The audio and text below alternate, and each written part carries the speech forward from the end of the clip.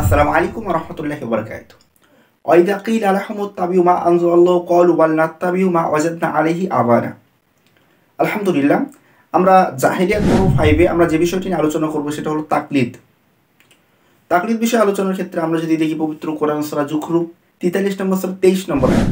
এখানে আল্লাহ সুবহানাহু ওয়া তাআলা বলছেন যে ওয়া কাযালিকা মা আরসালনা মিন ক্বাবলিকা ফি ক্বরিয়াতিন মিন নাযির ইল্লা ক্বালা মুতরাফুহা ইন্না ওয়াজাদনা আবাআনা আলা উম্মাতি ওয়া ইন্না আলা আসারিহিম মুক্তাদুন।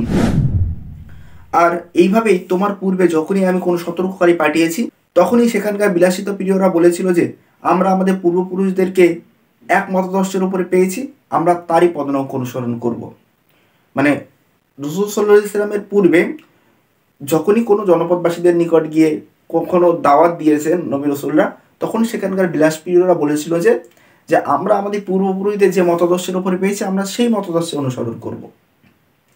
আমরা যদি দেখি পবিত্র কোরআন সূরা লুকমান 31 নম্বর সূরা 21 নম্বর আয়াত, এখানে আল্লাহ সুবহানাহু ওয়া তাআলা বলছেন যে ওয়াইযা কিলা লাহুম ইত্তাবিউ মা আনজালাল্লাহু নাত্তাবিউ মা ওয়াজাদনা আলাইহি আবানা ওয়ালাউ কানা শাইতানু ইয়াদউকুম আযাবিস সাঈর।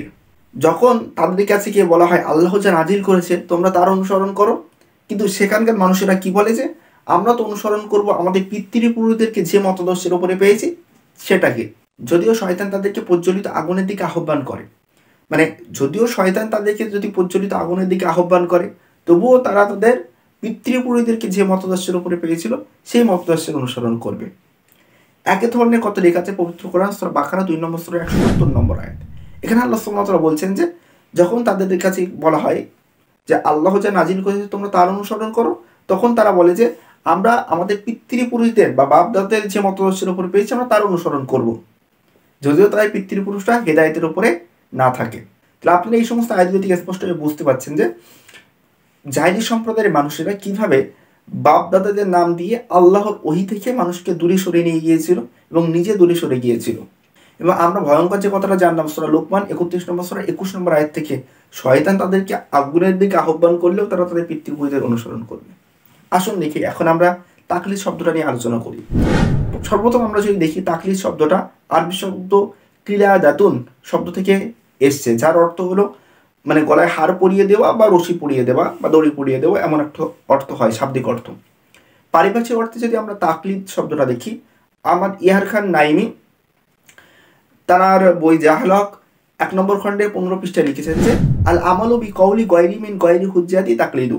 মানে তিনি বলতে যাচ্ছেন যে দলিল ব্যতীত উম্মাতের কারোর কথা গ্রহণ করাকে বলা হয় তাকলিদ। হাফিজ ইবনে আব্দুল বার জামিউল বায়ানিল ইলমি 2 নম্বর খণ্ডের 117 পৃষ্ঠায় তিনি বলছেন যে শরীয়তে তাকলিদ হলো এই যে মানে এমন কথার দিকে প্রত্যাবর্তন করা যেই কথার বক্তার কাছে কোনো দলিল নেই। আমরা যদি দেখি আশরাফ আলী থানভী তিনি তাকলিদ সম্পর্কে কি লিখেছেন, আমরা যদি দেখি তার বই মালফুজাতে হাকিমুল উম্মাহ 3 নম্বর খণ্ডের 153 পৃষ্ঠা এবং মালফুজ নম্বর 228, সেখানে তিনি বলছেন যে দলিল ছাড়া উম্মাতের কারোর কথা মানাকে তাকলিদ বলা হয়। তাহলে আপনারা একটা জিনিস স্পষ্টভাবে বুঝতে পারছেন, আমরা প্রসিদ্ধ 3 জন আলেমের নাম বললাম এবং তারা একই কথা বারবারই বোঝাতে চাইল, হুজ্জত ছাড়া বা দলিল ছাড়া উম্মাতের কোনো ব্যক্তির কথা মানাকে বলা হয় তাকলিদ। আর এই যে তাকলিদ বিষয়টা যেটা পবিত্র কোরআন থেকে আমরা আগে দেখেছি যে জাহেলি সম্প্রদায়ের মানুষের তাকলিদ করত। এখন আপনারা আসেন যে পবিত্র কোরআন, আমরা যদি পবিত্র কোরআন সূরা বনী ইসরাঈল 17 নম্বর সূরা 36 নম্বর আয়াত, এখানে আল্লাহ সুবহানাহু ওয়া তাআলা বলছেন যে ওয়ালা নাকফু মা লাইসা লাকা বিহি ইলমুন, যে বিষয়ে তোমার জ্ঞান নেই সে বিষয়ে অনুসরণ করো না। এই আয়াত থেকে ইমাম গাজালি এবং ইমাম সুয়ুতি এবং ইবনুল কাইয়িম রাহিমাহুল্লাহ সকলেই তাকলিদ নিষিদ্ধ হওয়ার দলিল গ্রহণ করেছেন। এবং আমরা যদি দেখি পবিত্র কোরআন সূরা তওবা 9 নম্বর সূরা 31 নম্বর আয়াত, এখানে আল্লাহ সুবহানাহু ওয়া তাআলা বলছেন যে তারা আল্লাহকে ছেড়ে পণ্ডিত এবং সংশয়বিরাগীদেরকে রব হিসেবে গ্রহণ করেছেন। মানে তারা আল্লাহকে ছেড়ে দিয়ে পণ্ডিত এবং সংশয়বিরাগীদেরকে রব হিসেবে গ্রহণ করেছেন। এই আয়াত থেকে তাকলিদ বাতিল হওয়ার দলিল গ্রহণ করেছেন ইবনু আব্দুল বার, ইবনু হাজম, ইবনু কাইমিয়া এবং সুয়ুতি এবং খতিব বাগদাদি। আমরা যদি হাদিস থেকে এখানে আব্দুল্লাহ ইবনে মাসউদ রাদিয়াল্লাহু তাআলা আনহু বলছেন সুনানুল কুবরাল বাইহাকি 2 নম্বর খণ্ডে 10 পৃষ্ঠা, লা তুকাল্লিদু দীনাকুম রিজালা, তোমরা দ্বীনের ক্ষেত্রে কোনো লোকের তাকলিদ করো না। তাহলে স্পষ্ট এখানে হাদিসে স্পষ্টভাবে নিষিদ্ধ আছে যে দিনের ক্ষেত্রে কোনো ব্যক্তির তাকলিদ করা যাবে না। এছাড়া ইবনু মাসউদ রাদিয়াল্লাহু আনহু বলছেন যে জামিউল বায়ানিল ইলমি হাদিস নম্বর 108 বলছে উগদু আলিমান আও মুআল্লিমান ওয়ালাউ তাকদু ইম্মাআতান বাইনা যালিকা, মানে তোমরা আলেম হও বা ছাত্র হও, এই দুইয়ের মাঝে তোমরা মুকাল্লিদ হও না। মানে ইবনু মাসউদ রাদিয়াল্লাহু আনহু বলছেন। মুয়াজ বিন জাবাল রাদিয়াল্লাহু আনহু বলছেন যে জামিউল বায়ানিল ইলমি হাদিস নম্বর 955, সেখানে তিনি বলছেন যে আলেম যদি হেদায়েতের উপরেও থাকে তাহলে সেই আলেমের তাকলিদ করো না।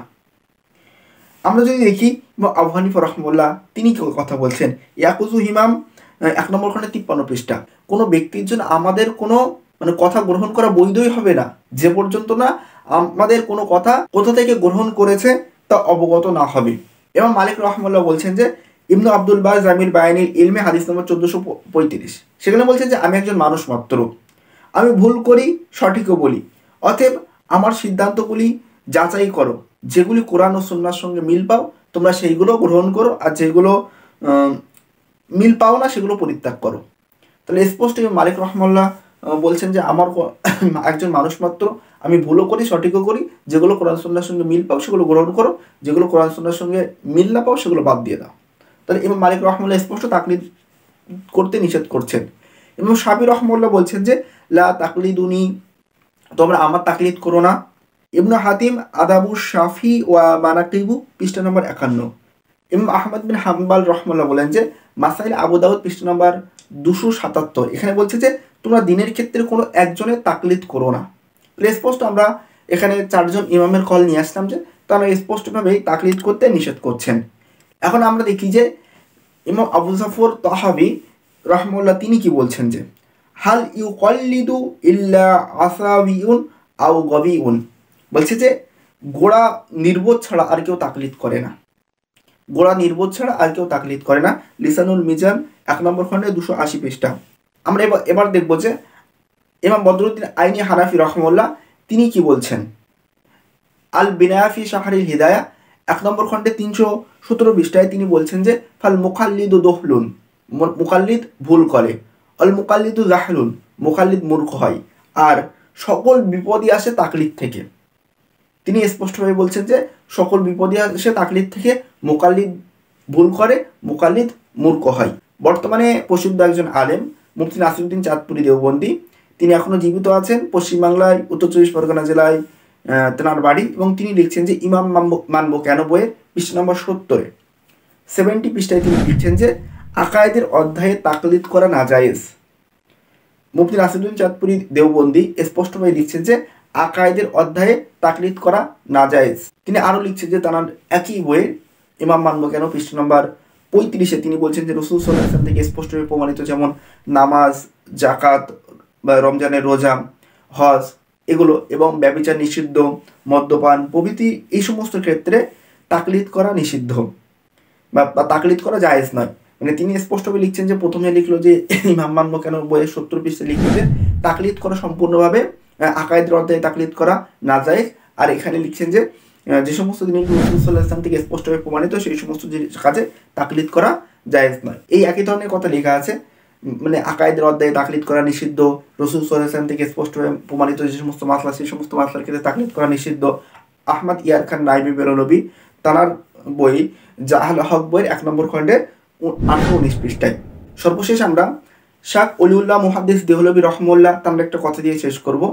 হুজরাতুল বালিকা 2 নম্বর খণ্ডের 188 পৃষ্ঠায় তিনি লিখছেন যে রাসূল সাল্লাল্লাহু আলাইহি ওয়াসাল্লাম থেকে সহিহ সনদে কোনো কথা আমাদের কাছে পৌঁছে গেলে তার অনুগত্য করা আমাদের জন্য ফরজ, এবং মাযহাবের মতের পরিপন্থী এই অবস্থায় আমরা যদি রাসূল সাল্লাল্লাহু আলাইহি ওয়াসাল্লামের হাদিস ছেড়ে ইমামের মতের বা ইজতিহাদের অনুসরণ করি তাহলে আমাদের থেকে বড় জালিম আর কে হতে পারে। মানে শাহ অলিউল্লাহ মুহাদ্দিস দেহলভী রহমাহুল্লাহ বলছেন যে যদি ইমামের মতের বিপরীত কোনো হাদিস আমাদের কাছে সহিহ সনদে চলে আসে তাহলে সেই হাদিসের অনুগত্য করা আমাদের জন্য ফরজ।